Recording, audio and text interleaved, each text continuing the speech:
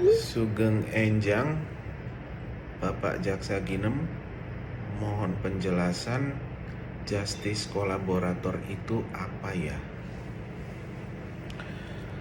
Terima kasih Sobat Ginem. Istilah justice kolaborator itu muncul sekitar tahun 1963 pada persidangan seseorang yang bernama Joseph Valachi berdarah Amerika Italia, yang bersangkutan dituntut di persidangan terkait dengan kejahatan-kejahatan secara terorganisir yang dilakukan bersama-sama dengan gangster mafia, ya, kalau di sana dikatakan mafioso, dan yang bersangkutan atau Joseph Valachi membuka tabir kejahatan yang dilakukan, mulai dari struktur organisasi mafioso tersebut, kemudian bagaimana orang-orang yang terlibat dalam kejahatan terorganisir tersebut kepada penegak hukum, dalam hal ini di persidangan, sehingga hal tersebut membahayakan tentunya nyawa Joseph Valachi dan keluarganya atau orang-orang yang dia kasihi. Dalam perkembangannya di internasional, PBB telah meratifikasi konvensi yang berkaitan dengan kejahatan secara terorganisir.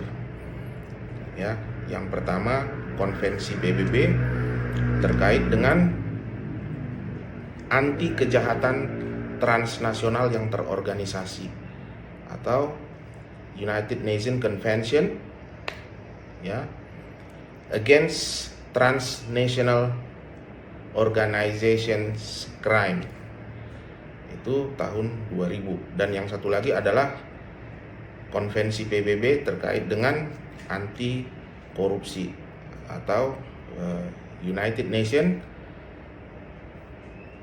Convention Against Corruption tahun 2003. Terdapat nama atau istilah dalam hukum yaitu justice kolaborator, ya, atau pelaku yang sekaligus sebagai saksi dalam rangka untuk mengungkap suatu perkara atau kejahatan, ya. Nah, itulah arti lazim justice kolaborator tersebut, GC. Nah, dalam perkembangannya, ya, tadi United Nations Convention tersebut, ya, sudah diratifikasi di aturan perundang-undangan Indonesia, dan pada perkembangannya terdapat norma hukum terkait dengan justice kolaborator tersebut, yaitu dalam Undang-Undang Nomor 13 Tahun 2006 tentang perlindungan saksi dan korban, sebagaimana telah disempurnakan, ya, dalam Undang-Undang Nomor 31 Tahun 2014, yaitu Undang-Undang tentang perubahan Undang-Undang 13 2006 tentang perlindungan saksi dan korban. Terdapat kategori beberapa perbuatan yang dapat masuk sebagai justice kolaborator, ya. Hal tersebut diatur pada pasal 1 ayat 2 Undang-Undang Nomor 31 Tahun 2014. Terdapat beberapa kategori tindak pidana. Yang pertama adalah pelanggaran HAM berat, korupsi, tindak pidana terorisme, tindak pidana pencucian uang atau money laundering, perdagangan orang atau perdagangan trafficking, kemudian narkotika atau psikotropika, tindak pidana kejahatan seksual terhadap anak, kemudian tindak pidana lain yang membahayakan posisi jiwa saksi ataupun korban. Nah, itu terdapat 8 kategori sesuai dengan pasal 1 ayat 2 penjelasan Undang-Undang 31 tahun 2014. Jadi terdapat 8 kategori. Nah, Sobat Ginem, justice kolaborator terdapat ganjaran ataupun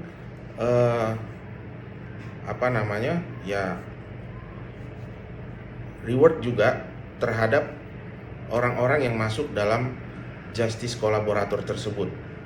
Nah, kalau di Indonesia itu lembaganya adalah LPSK, Lembaga Perlindungan Saksi dan Korban. Dalam pasal 10 huruf A Undang-Undang 31 2014 tersebut terdapat secara umum 2 ganjaran ya terhadap pelaku ataupun orang-orang yang masuk dalam justice kolaborator tersebut. Yang pertama adalah adanya penanganan khusus. Nah, penanganan khusus ini pertama yang bersangkutan dipisahkan penahanannya dari pelaku lain yang diungkap ataupun tersangka ataupun terdakwa atau bahkan terpidana yang sudah menjalani hukuman ya, dipisahkan penahanannya. Nah, sehingga dia memberikan kesaksian secara merdeka atau secara bebas. Kemudian dilakukan pemisahan terhadap berkas perkaranya atau kita kenal dengan splitsing ya. Itu yang kedua. Kemudian yang ketiga ya, penanganan khusus tersebut yang bersangkutan diberikan ruang untuk memberikan kesaksian secara merdeka di depan persidangan ya, dengan tanpa dihadapkan kepada pihak-pihak yang diungkap tersebut ya, pihak-pihak yang diungkap tersebut yang tadi tanpa dihadapkan secara langsung atau konfrontasi yang mungkin akan menimbulkan bahaya yang serius bagi pihak yang memberikan masuk dalam justice kolaborator tersebut. Nah, itu intinya. Kemudian reward lain adalah atau penghargaan yang diberikan adalah penghargaan atas kesaksian pemberi justice kolaborator tersebut atau pihak justice kolaborator tersebut. Nah, yaitu diberikannya keringanan penjatuhan pidana atau pemberian pembebasan bersyarat. Nah, selanjutnya adanya remisi tahanan sesuai dengan aturan perundang-undangan yang berlaku. Nah, kalau dalam proses penuntutan dia tentunya adanya rekomendasi dari LPSK secara tertulis kepada penuntut umum, dalam hal ini jaksa penuntut umum, dan kemudian jaksa penuntut umum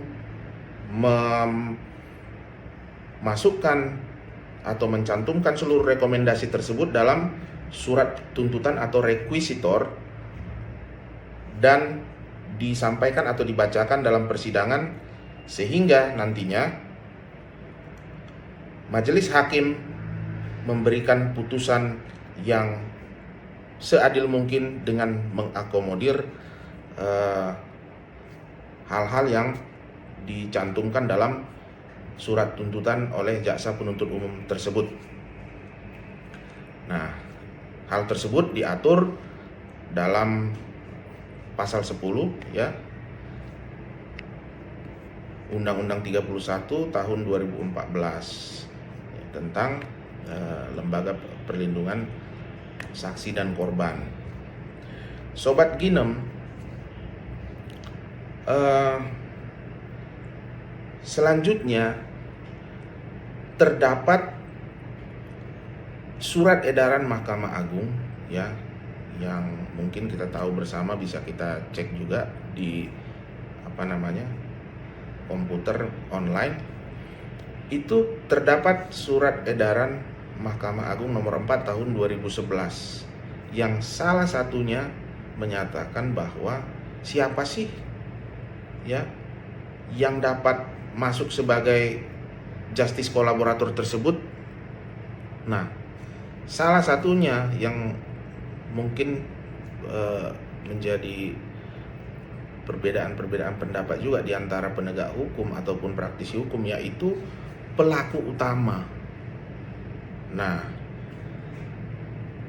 pelaku utama tidak dapat diberikan justice kolaborator karena yang bersangkutan itu bagian yang sangat penting, yang sangat utama terkait dengan kejahatan yang telah dilakukan tersebut.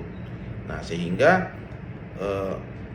adanya norma dari edaran Mahkamah Agung ini menimbulkan juga ya berbagai tafsir juga. Namun Sobat Ginem, surat edaran tersebut kiranya digunakan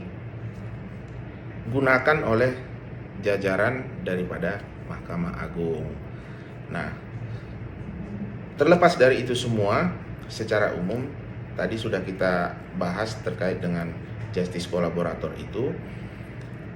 Justice kolaborator itu adalah singkatnya pelaku sekaligus sebagai saksi ya, yang memberikan keterangan secara signifikan untuk membuka suatu kejahatan yang sangat serius. Tadi kategorinya ada 8 untuk pengungkapan dalam penegakan hukum sehingga perkara tersebut dapat diputus dan ditegakkan keadilan secara baik.